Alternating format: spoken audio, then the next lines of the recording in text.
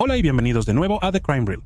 Como es el día de San Valentín esta semana, estaba pensando en cubrir la masacre del día de San Valentín de 1929 para el video de esta semana. Este es un crimen bien conocido en el que 7 miembros de la pandilla Northside de Chicago fueron alineados y asesinados a tiros por 4 asaltantes. Aunque nunca se ha identificado definitivamente a los perpetradores, se ha sospechado durante mucho tiempo que estos asesinatos están relacionados con Al Capone. Sin embargo, cuando comencé a investigar este crimen, salió a la luz otro crimen igualmente horroroso, pero menos conocido. Igualmente horroroso en el nivel de violencia involucrada, este crimen es aún más impactante debido a la selección aleatoria de las víctimas.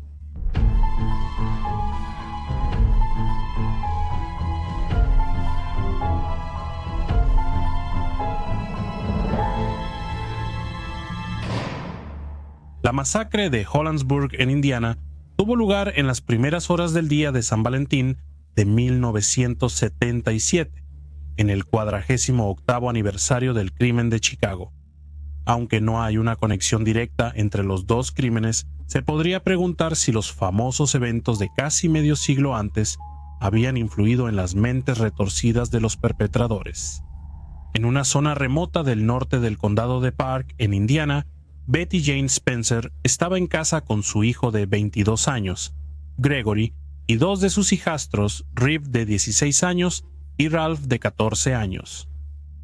El esposo de Betty, Keith, estaba trabajando en una estación de televisión de Indianápolis a unos 50 millas de distancia. Justo después de la medianoche, en la mañana del 14 de febrero, 4 intrusos armados se forzaron a entrar en la casa móvil de Betty.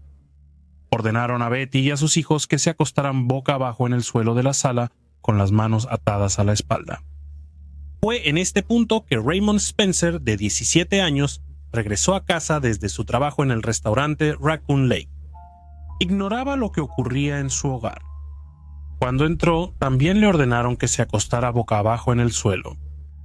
Los 5 miembros de la familia permanecieron en esa posición mientras los 4 hombres registraban su casa en busca de algo de valor. Uno de los intrusos era Roger Drollinger, de 23 años.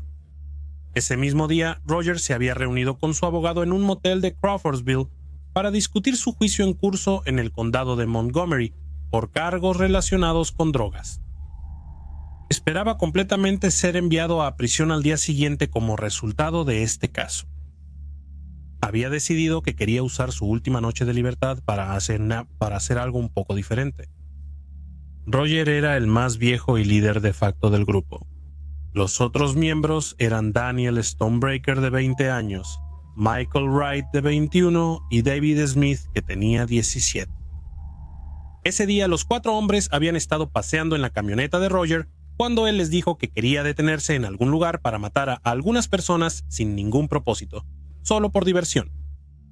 En un momento detuvo la camioneta, se bajó y disparó a un perro pastor alemán para mostrarles lo fácil que era matar a una persona.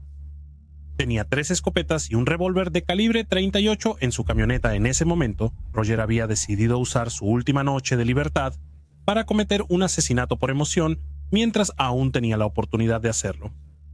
No tenía ninguna razón para hacer esto más que su deseo de saber qué se sentía al quitarle la vida a una persona.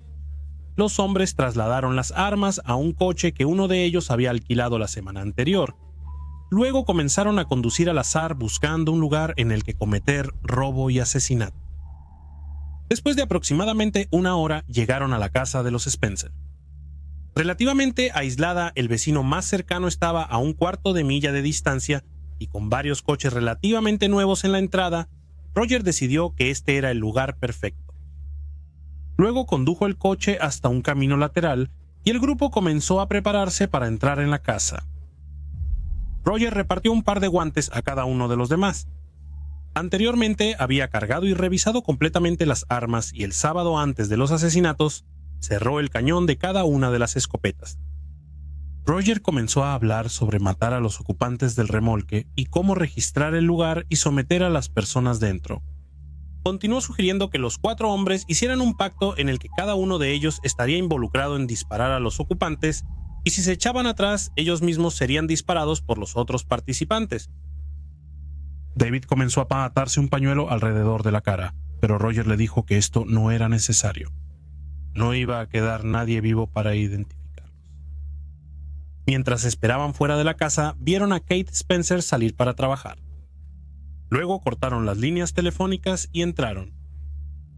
Una vez dentro, los 4 hombres obligaron a Betty y a sus 4 hijos a acostarse uno al lado del otro en el suelo de la sala. Roger y Michael entonces buscaron en la casa dinero y armas, mientras Daniel y David vigilaban a la familia. Roger luego preguntó a la familia cuál de sus autos tenía más gasolina y luego tomó las llaves y salió afuera. Movió ese auto y el auto en el que habían llegado al final del camino de entrada frente a la carretera. Luego procedió a pinchar los neumáticos de los vehículos restantes. Roger volvió a entrar a la casa donde los demás estaban esperando su próxima instrucción. Daniel, David y Michael estaban cada uno sosteniendo una de las escopetas, y Roger llevaba la pistola de calibre .38. Los hombres procedieron a burlarse y amenazar a la familia durante hasta 1 hora antes de que Roger diera la señal, y los otros 3 hombres comenzaron a disparar a cada una de las víctimas en la cabeza o en la parte superior del cuerpo a corta distancia. Gregory levantó la cabeza y gritó: «¡No me dispares más!». Al escuchar esto, Roger tomó la escopeta de David, agarró a Gregory por el cabello, sostuvo la pistola de manera que el cañón estaba aproximadamente a 6 pulgadas de la parte posterior de su cabeza y disparó de nuevo. Roger pateó a cada una de las víctimas para asegurarse de que estaban muertas. Al concluir que Betty aún estaba viva, Roger ordenó a Daniel que le disparara de nuevo. Daniel disparó y los 4 pistoleros huyeron de la escena, 2 en su coche y 2 en el coche de la familia Spencer. Desconocido para ellos, el último disparo hizo volar la peluca de Betty, llevando a los hombres a creer que habían disparado parte de su cabeza. En realidad, solo había rozado su cabeza y ella aún estaba viva. Estaba gravemente herida por los disparos que había soportado, pero logró revisar a su hijo y a sus hijastros. Todos estaban muertos. Desesperada, Betty logró arrastrarse hasta la casa de su vecino. El vecino, Harold Eskew, llamó pidiendo ayuda. Betty le repetía que sus 4 hijos estaban muertos y que le habían disparado en la espalda, pidiéndole que siguiera hablándole por miedo a desmayarse. Fue llevada de urgencias al hospital y puesta bajo custodia armada mientras era tratada por sus heridas. Se inició una cacería humana y no tardó mucho para que la policía identificara a los responsables de los asesinatos y se emitieran órdenes de arresto contra ellos. Daniel fue detenido a inicios de marzo. Se pensaba que los otros huyeron del estado, y se solicitó la ayuda del FBI para asistir con la búsqueda. Daniel había dicho a la policía que él, Roger, David y Michael eran responsables de los asesinatos y había mostrado a los oficiales dónde estaban escondidas las armas del crimen. 3 días después del arresto de Daniel, Michael fue arrestado en San José, California. A medida que la búsqueda de Roger y David se intensificaba, los fugitivos ocupaban las primeras páginas de las noticias en todo el país. En un momento se creyó que estaban en Florida, pero lograron evadir con éxito la detención. Pasaron un par de semanas más antes de que David fuera arrestado.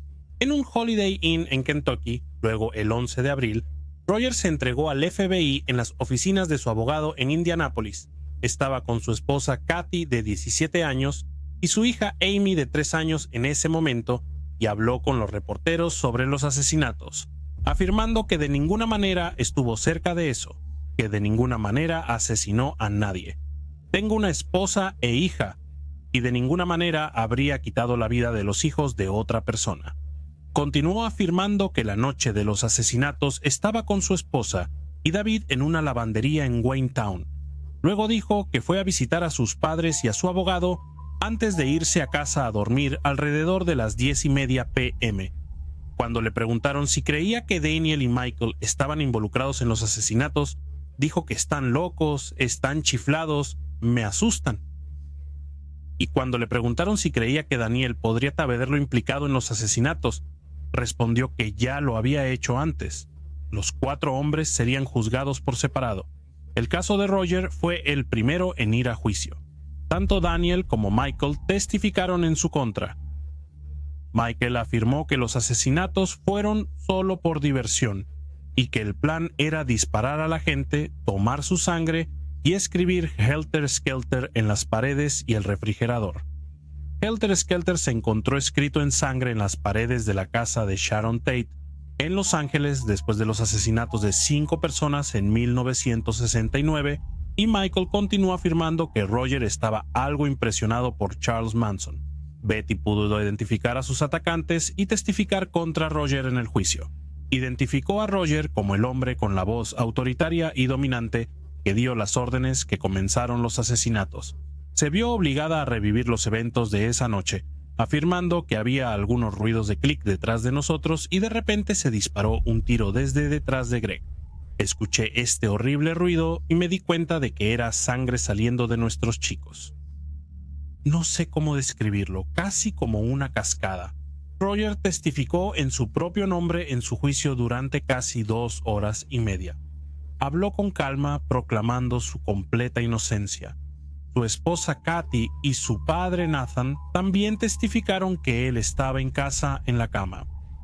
En el momento de los asesinatos, el jurado solo tardó 50 minutos en encontrar a Roger culpable de todos los cargos y posteriormente fue condenado a 4 cadenas perpetuas que se cumplirían simultáneamente. Apeló sin éxito su condena en 1980 e intentó escapar de la prisión en marzo de 1981 y enero de 1983. Permaneció encarcelado en la instalación correccional de máxima seguridad Wabash Valley hasta que murió en su celda de prisión en enero de 2014. Después del juicio de Roger, el juicio de David comenzó en octubre de 1977, con Betty siendo nuevamente la principal testigo de la fiscalía y teniendo que pasar por el calvario de un juicio por segunda vez. David se declaró inocente por razón de insanidad. En el juicio se afirmó cómo David idolatraba a Roger y había estado viviendo con él directamente antes de los asesinatos. Los abogados de David afirmaron que estaba bajo el hechizo de Roger y haría cualquier cosa que Roger le pidiera. Sin embargo, el testimonio de varios psiquiatras no respaldó el argumento de la defensa de que estaba legalmente loco en el momento de los asesinatos. El jurado tampoco creyó esto y David fue declarado culpable de 4 cargos de asesinato en primer grado y recibió 4 cadenas perpetuas. El 7 de noviembre, Michael renunció a su derecho a un juicio y cambió su declaración a culpable. Aunque se le había acusado de 4 cargos de asesinato en primer grado, aceptó un acuerdo de culpabilidad que redujo 3 de esos cargos a asesinato en segundo grado. Recibió 2 cadenas perpetuas por las muertes de Reeve y Raymond. También recibió un par de sentencias concurrentes de 15 a 25 años por las muertes de Gregory y Ralph. El mes siguiente, Daniel también se declaró culpable con un acuerdo de culpabilidad en los mismos términos. Daniel, David y Michael continuaron cumpliendo sus cadenas perpetuas en la instalación correccional de Pendleton, cerca de Indianápolis. Después del asesinato de sus hijos, Betty se convirtió en una activista vocal de los derechos de las víctimas y defensora de penas de prisión más estrictas. Recibió numerosos premios estatales, nacionales e internacionales por su trabajo con las víctimas de delitos. Hasta su muerte en 2004, ella y la madre biológica de su hijastro, Carolyn Spencer, hicieron campaña contra cada oportunidad de libertad condicional otorgada a los miembros de la pandilla. Gracias por escuchar el caso de hoy. Si eres nuevo en el canal, por favor suscríbete y haz clic en el icono de la campana para todas las notificaciones. Bien, todos mis pequeños criminales, es hora de ver las mascotas de los suscriptores. Hoy tenemos 2 pequeños delitos de estados contiguos a Indiana. Primero tenemos a Nancy de Michigan y ella ha enviado a su caniche rojo Winston. Nancy me dice que él es culpable de indecencia pública porque intenta intimar con Lizzie, su hermana. También viven en la casa de Nancy 3 gatos. Ellos son Millie, Cassie y Phoebe. Han vivido mucho tiempo al aire libre y ahora están bajo arresto domiciliario en la casa de Nancy. Luego se mudan a Illinois, un lugar llamado Gurney, y Anna envía a sus perros por delitos menores. Honey es una terrier americana de Staffordshire de 6 años. Y Jules es un Boston Terrier de 1 año. Son mejores amigos y tienden a cometer sus crímenes juntos. Aunque Jules es más pequeña, se sabe que roba huesos y juguetes a su hermana mayor Honey. Ambos tienen un largo historial de liberar gases fétidos que a veces dejan a sus dueños sintiéndose enfermos. Debido a su encanto y habilidad para manipular el sistema de justicia con su ternura, generalmente terminan saliéndose con la suya solo con una advertencia. Ese es el delito menor de la semana. Gracias de nuevo a Nancy y Ana por mandarnos a sus criminales. Gracias por escuchar el Carrete de Crímenes. Mantente seguro. Adiós. Mike McCarthy, quien es hijo de un oficial de policía de Indiana, ha escrito un libro sobre este caso llamado Ahogándose en Miedo, una memoria sobre los asesinatos de Hollandsburg. Adiós.